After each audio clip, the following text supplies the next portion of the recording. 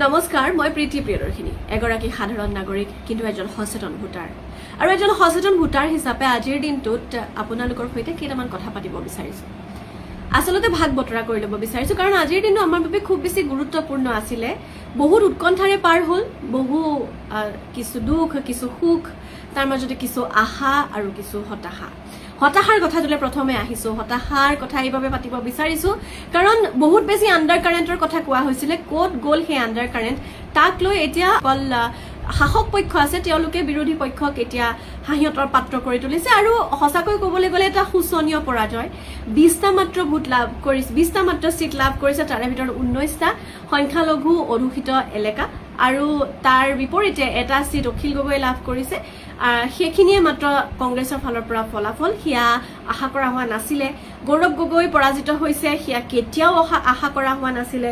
লুৰিণজ্যোতি গগৈক লৈ মানুহ হতাশ হৈছে, কাৰণ তেখেতক লৈ আশা কৰা হৈছিলে যে এইবাৰ অন্ততঃ মানুহজনে বহুত কষ্ট কৰিছে, তাৰ পৰা জয়ী হৈ আহিব। আৰু বিভিন্ন চিট আছে, জ্ঞানশ্ৰী বৰা আছে, কুংকি চৌধুৰী আছে। আমি ক'ত ক'ত বিৰোধীক প্ৰশ্ন কৰিব লাগে, এইখিনি কিয় আমি এটা শক্তিশালী বিৰোধী দল লাভ নকৰিলো, কাৰণ এই কথাটো গণতন্ত্ৰৰ বাবে কিমান বেছি ভয়ানক আমি সেয়া উপলব্ধি কৰিব পৰা নাই। হয়, এজন ভাল শাসক আৰু এটা ভাল শাসকীয় দল আমাক প্ৰয়োজন, কিন্তু এনেকৈ যদি 126টা চিটৰ 101টা চিট যদি শাসকীয় পক্ষই লাভ কৰে, তেনেহলে গণতন্ত্ৰৰ ভোটাৰসকলে কেনেকৈ আশা কৰিব বিৰোধীক লৈ, কি লৈ আগবাঢ়িব? আচলতে আমাৰ বিৰোধী ক'ত বিফল হ'ল? বিৰোধী বিফল হৈছে ইছ্যুৰ কথা তেওঁলোকে গুৰুত্ব দিয়াত। মই আগতেও কৈছিলো, তেতিয়া বিভিন্নজনে মোক কৈছিলে মই বিজেপিৰ এজেণ্ট, মই কিবা কিবি কৈছিলে। মই আচলতে আপোনালোকক এটা শক্তিশালী বিৰোধী দল গঠন কৰাটো বিচাৰিছো। গৌৰৱ গগৈক মই ব্যক্তিগতভাৱে খুব বেছি তেওঁক মই ৰেছপেক্ট কৰো। তেনেকৈয়ে হিমন্ত বিশ্ব শৰ্মাই যেনেধৰণে মানুহৰ সৈতে তেওঁ ওতঃপ্ৰোতভাৱে মিলি থাকিব পাৰে, ওতঃপ্ৰোতভাৱে জড়িত হৈ থাকে, সেই কথাটোৰ গুণগানো মই বিভিন্ন ধৰণৰ পডকাষ্টত কৈছো। এগৰাকী ৰাজনৈতিক ব্যক্তিক প্ৰশংসা কৰাৰ লগে লগে তেওঁৰ ভৰি চেলেকা হৈ নাযায়, যদিহে মই তেওঁৰ দুখবোৰো কওঁতে আপোনালোকে মন কৰে। গতিকে হিমন্ত বিশ্ব শৰ্মাৰ যেনেকৈ দুখৰ কথা আমি কৈছো, যেনেকৈ তেখেতৰ গুণটোৰ ভিতৰত মই এইটোৱে ক'ব বিচাৰিম যে তেখেতে মানুহৰ লগত মিলি থাকে আৰু ৰাইজৰ সৈতে একাত্ম হৈ থাকে। তেওঁক যিমানেই আপুনি তুষ্ট তাচ্ছিল্য নকৰক কিয়, কিন্তু হিমন্ত বিশ্ব শৰ্মাই জানে মানুহৰ সৈতে কেনেকৈ কানেক্ট কৰিব লাগে। গৌৰৱ গগৈ সেই তুলনামূলকভাৱে এগৰাকী নতুন অপজিশ্যনৰ লিডাৰ, গতিকে তেওঁ প্ৰথমতে MP হৈহে আছিলে, গতিকে তেওঁতো এতিয়া অপজিশ্যনৰ লিডাৰ, গতিকে তেওঁ ৰাইজৰ লগত মিলিব নোৱাৰিলে কৰবাত। 2 নম্বৰ কথাটো হৈ গ'ল ইছ্যু উত্থাপন কৰিব নোৱাৰিলে। আমাৰ মনত আছে খেৰণীৰ যি সেই কেইদিনমান পূৰ্বে মাত্ৰ ডিচেম্বৰত হৈ যোৱা জনজাতীয় লোকৰ ওপৰত কৰা যি অত্যাচাৰ, সেই অত্যাচাৰৰ প্ৰসংগটো গৌৰৱ গগৈ উঠাব পাৰিব লাগিছিলে। আৰু কেৱল গৌৰৱ গগৈয়ে নহয়, আচলতে কংগ্ৰেছ আৰু বিৰোধীয়ে সেই ইছ্যুটোক উঠাব পাৰিব লাগিছিলে যে আমাৰ অসমত কেনেকৈ অনা অসমীয়াৰ দাদাগিৰি হৈছে, কিন্তু কোনোৱে দেখিলো নে? নেদেখিলো। তাৰ যি লাভ, তাৰ লাভ কাৰ হ'ল? শাসক পক্ষৰ হ'ল। কিয় জানেনে? কাৰণ হিমন্ত বিশ্ব শৰ্মায়ে মাত্ৰ 2 দিন পিছতে তেওঁলোকক মাতি আলোচনা বিলোচনা কৰি এখন চাৰ্কুলাৰ পৰ্যন্ত উলিয়াই দিলে যে আমি অতি শীঘ্ৰে তাত উচ্ছেদ কৰিম। সেইটো এটা সান্তনাৰ কথা হ'ব পাৰে, কিন্তু তেওঁলোকক শান্ত কৰিবৰ বাবে তেওঁলোকক সেইখিনি সময়ত গুৰুত্ব দিয়াটো তেওঁলোকে বিচাৰিছিলে। সেই গুৰুত্বখিনি শাসক পক্ষই দিলে, আৰু সেই ইছ্যুটোক বিৰোধীয়ে উঠাব নেজানিলে। 2 নম্বৰ ইছ্যুৰ কথা আমি কেৱল সেইখিনি কথা পাতিলে নহ'ব। 2 নম্বৰ ইছ্যু আমাৰ আছিলে যে তেওঁলোকৰ ওপৰত অপবাদ আহিছিলে যে তেওঁলোকে মিয়া ভোট বেংকৰ ওপৰত নিৰ্ভৰ কৰে, তেওঁলোক পাইজান বুলি তেখেতক কোৱা হৈছিলে, আৰু তেখেতে কোল্ড ৰিয়েকশ্যন দিছিলে। আৰু আমি ভাবি লৈছিলো যে গৌৰৱ গগৈ এগৰাকী শক্তিশালী বিৰোধী দলপতি হিচাপে, সক্ৰিয় বিৰোধী দলৰ এগৰাকী সভাপতি হিচাপে তেওঁ হয়তো তেনেকৈ ৰিয়েক্ট কৰি ভোটাৰৰ মন জয় কৰিব পাৰিব, কিন্তু সেইটো তেওঁৰ কৰবাত ৰং গেম আছিলে, সেইটো ভুল হৈছিলে। তেওঁ ৰিয়েক্ট কৰিব লাগিছিলে, তেওঁৰ ওপৰত উঠা প্ৰতিটো অভিযোগৰ তেওঁ উত্তৰ হয়তো দিব লাগিছিলে। যেনেকৈ হিমন্ত বিশ্ব শৰ্মাই কিছু কিছু ক্ষেত্ৰত খুব এটেকিং কিছু সিদ্ধান্ত ল'ব পাৰে, কিছু এনে সিদ্ধান্ত লৈ পেলাই যি হয়তো তেওঁ কৰিব পাৰিব নে নোৱাৰিব তেওঁ নাজানে। কৰবাত ছেটেলাইটৰ পৰা বান চাই থকাৰ কথাও কৈ দিয়ে তেওঁ, কিন্তু অন্ততঃ সেই কথাখিনি কোৱাৰ কিছু পৰ্যন্ত তেখেত গৈ পায়। গতিকে সেই কথাখিনিও বিৰোধীৰ পৰা শুনা পোৱা নগ'লে। তেওঁলোক মাত্ৰ বেছিকৈ ফ'কাছ কৰা হ'ল এমপ্লয়মেণ্টৰ ৰেচিঅ'টোৰ ওপৰত, যিটো এটা ইছ্যু ডেফিনেটলি হয়, কিন্তু কেৱল এটা ইছ্যুৱে নহয়, কাৰণ এমপ্লয়মেণ্ট বহুত জেনেৰেটো হৈছে।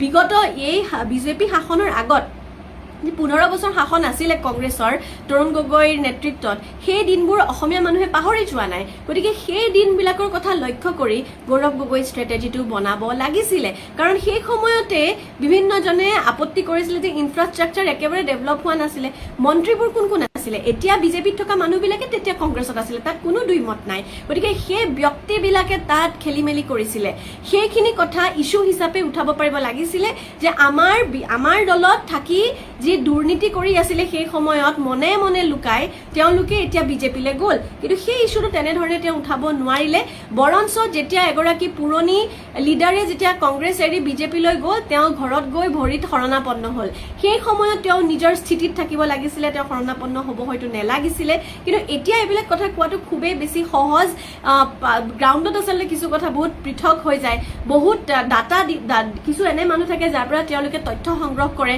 হয়তো বিৰোধীয়ে তথ্য সংগ্ৰহ কৰা যিসমূহ মানুহ আছিলে যিসমূহ সূত্ৰ আছিলে সেই সূত্ৰবিলাকেও তেওঁলোকক ঠগিছে কৰবাত তাৰ উপৰি ভোট চুৰিৰ কথাটো কৈছে বিভিন্নজনে কৈছে যে ডিলিমিটেশ্যনৰ কাৰণে হৈছে ডেফিনেটলি হৈছে যি পুনৰ নিৰ্ধাৰণৰ কথা হ'ল যি পুনৰ নিৰ্ধাৰণৰ কাৰণে সংখ্যালঘু ভোটসমূহক সংকীৰ্ণ কৰি পেলোৱা হ'ল কিছু কিছু সৰু ডাঙৰ সমষ্টিলৈ সেই কথাটোৱে নিশ্চিতভাৱে প্ৰভাৱ পেলাইছে কিন্তু সেই কথাটোৱে একমাত্ৰ প্ৰভাৱ পেলাই মাত্ৰ 20টা সিট কেনেকৈ হ'ব পাৰে তাত কিয় জোৰ দিয়া নহ'ল যে যদিহে আমাক এইখিনি জেগাত কমাই দিয়া হ'ল তেনেহ'লে আমি আন অঞ্চলসমূহত বেছিকৈ জোৰ দিম বেছিকৈ জোৰ দিয়া দেখা পোৱা নগ'ল কাৰণ কংগ্ৰেছৰ মাজৰ আভ্যন্তৰীণ কিছু সমস্যা আছিলে সেই সমস্যাসমূহত লাগি থাকোঁতে তেওঁলোকে ইস্যুবিলাক উঠাবলৈ সময় নাপালে আৰু সেই মানুহকেইজনে লাষ্টত দল এৰি দিলে যিখিনি সময় তেওঁলোকক মনাবলৈ লাগি থাকিলে সেই সময়খিনি নষ্ট হ'ল আৰু গৌৰৱ গগৈ বিচাৰিছিলে যদিও সেই দলটোক ধৰি ৰাখিব নোৱাৰিলে এতিয়া আমি আশা কিহক লৈ কৰিব পাৰোঁ হতাশ হ'লো আমি লুৰিণজ্যোতি গগৈক লৈ হতাশ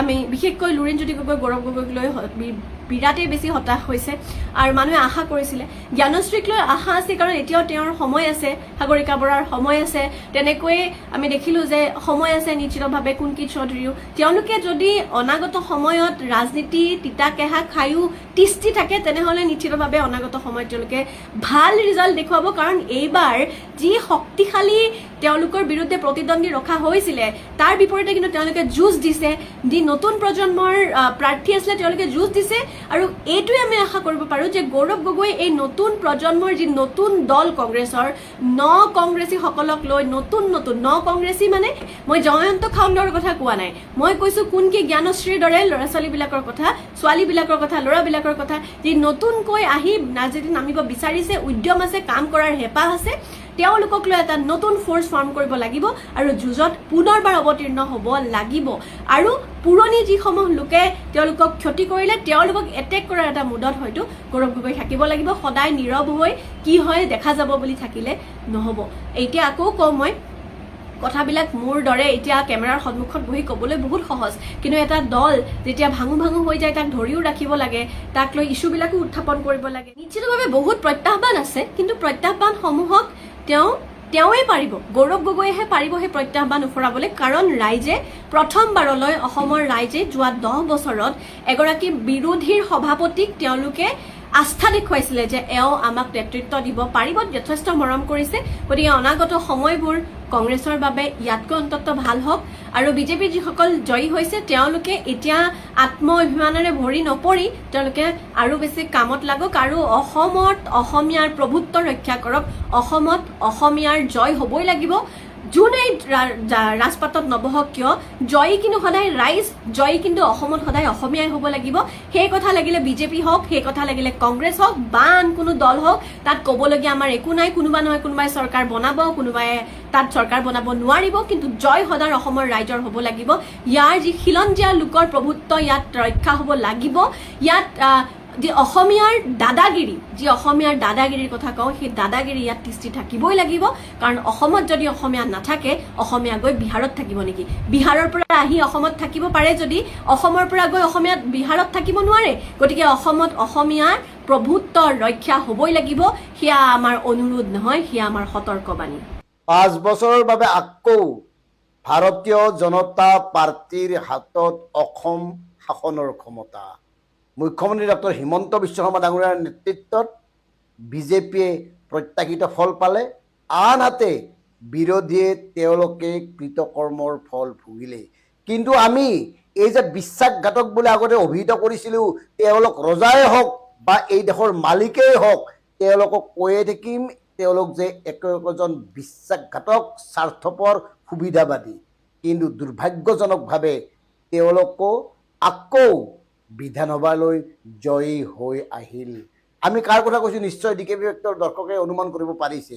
এই যে প্ৰদ্যুৎ বৰদলৈ দিছপুৰ সমষ্টিৰ চাৰিসীমা চিনি নোপোৱা পেৰাচুট লেণ্ডিং কৰা প্ৰদ্যুৎ বৰদলৈক যিসকল ভোটাৰে ইমান ভোট দি জয়যুক্ত কৰিলে, মানি গৈছোঁ আপোনালোকৰ চিন্তা বিবেকক। কাৰণ যি প্ৰদ্যুৎ বৰদলৈ কংগ্ৰেছৰ দলত থাকি ইস্তাহাৰ প্ৰকাশত গুৰুত্বপূৰ্ণ ভূমিকা গ্ৰহণ কৰিছিল, সেইজন প্ৰদ্যুৎ বৰদলৈকে বিজেপিৰ নেতা হিচাপে যে আপোনালোকে মানি ল'লে। যি প্ৰদ্যুৎ বৰদলৈয়ে কংগ্ৰেছত থাকি সাংসদ হ'ল, মন্ত্ৰী হ'ল, গোটেই কৰিলে।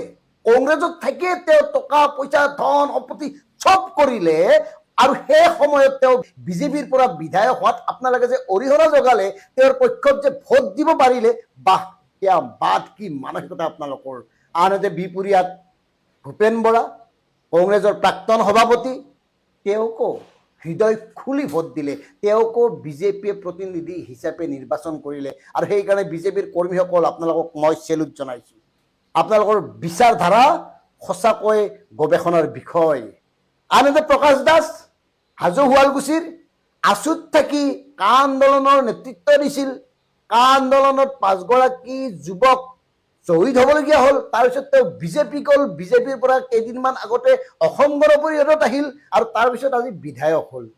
ভাবক কথাবোৰ, মানে আমাৰ ভোটাৰসকলৰ মূল্যবোধ কি পৰ্যায়লৈ গৈছে।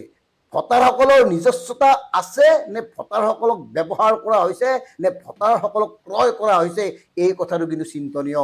আনহাতে আমি ইমানৰ পিছতো কৈ থাকিম, এই যে তৃতীয়বাৰৰ কাৰণে ভাৰতীয় জনতা পাৰ্টীয়ে শাসনত অধিষ্ঠিত হ'বলৈ গৈ আছে, মূল্য বৃদ্ধি কমাব পাৰিবনে নাই, বিদেশী যাবনে নাই, 6 জনগোষ্ঠীৰ জনজাতিকৰণ কৰা হ'বনে নাই, ঔষধৰ মূল্য বৃদ্ধি কমিবনে নাই, চৰকাৰী হস্পিটালবোৰত এদিনতে MRI কৰিব পৰা সুবিধা ৰাইজে পাবনে নাই, এই কথাবোৰ নিশ্চিত আপোনালোকে দিব পাৰিবনে, নে কেৱল হিতাধিকাৰীয়ে বঢ়াই গৈ থাকিব।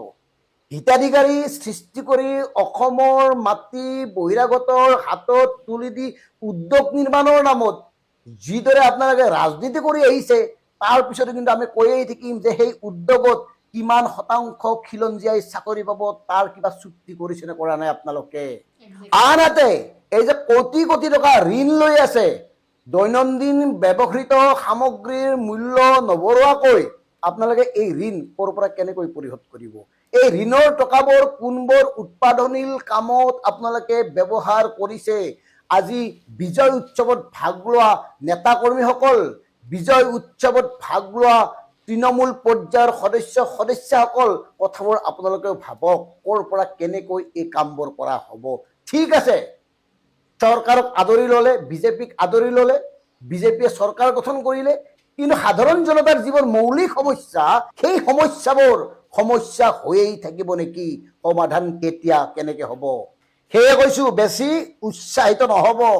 বাণিজ্যিক চিলিণ্ডাৰৰ মূল্য একেকোবে 994 টকা বৃদ্ধি হোৱাৰ পিছত ঘৰুৱা চিলিণ্ডাৰৰ মূল্যও বৃদ্ধি হ'বলৈ গৈ আছে। সাজু থাকক। আৰু শেষত ডিকেবি ফেক্টৰ প্ৰিয় দৰ্শকসকল, আপোনালোকক আমি এটা কথা দিব খুজিছোঁ।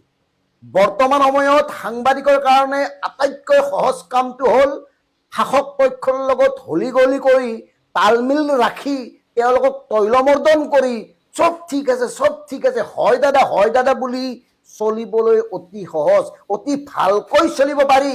কিন্তু ডিকেবি ফেক্টৰ এই সহজ কাম প্ৰিয় নহয়। আমি সদায় বিৰোধীৰ ভূমিকা গ্ৰহণ কৰিমেই, চৰকাৰত যেই নাথাকক, যোনেই নাথাকক। কাৰণ গণতন্ত্ৰত বিশ্বাসী আমিবোৰে শক্তিশালী বিৰোধী থকাটো খুব প্ৰয়োজন বুলি অনুভৱ কৰোঁ। গতিকে যিসকলে আমাক মানসিকভাৱে হতাশ কৰিবলৈ প্ৰয়াস কৰিছে, আপোনালোকক সমবেদনা জনাইছোঁ। দিকে বিভেক্তে কোনো কাৰণত কেতিয়াও হতাশ নহওঁ স্থিতাৱস্থাৰ বিৰুদ্ধে আমাৰ কণ্ঠ সদায় শক্তিশালী হৈ থাকিব সাধাৰণ জনতাৰ পক্ষত থাকি সঁচা কথা সাহস আৰু স্পষ্টতাৰে কৈয়ে যাম চিম্পুল কথা তাত কোনো কাৰণ কাৰক নাই কোনেও বাধা দিব নোৱাৰে আমাৰ স্থিতি ক্লিয়াৰ ধন্যবাদ জয় আই অসম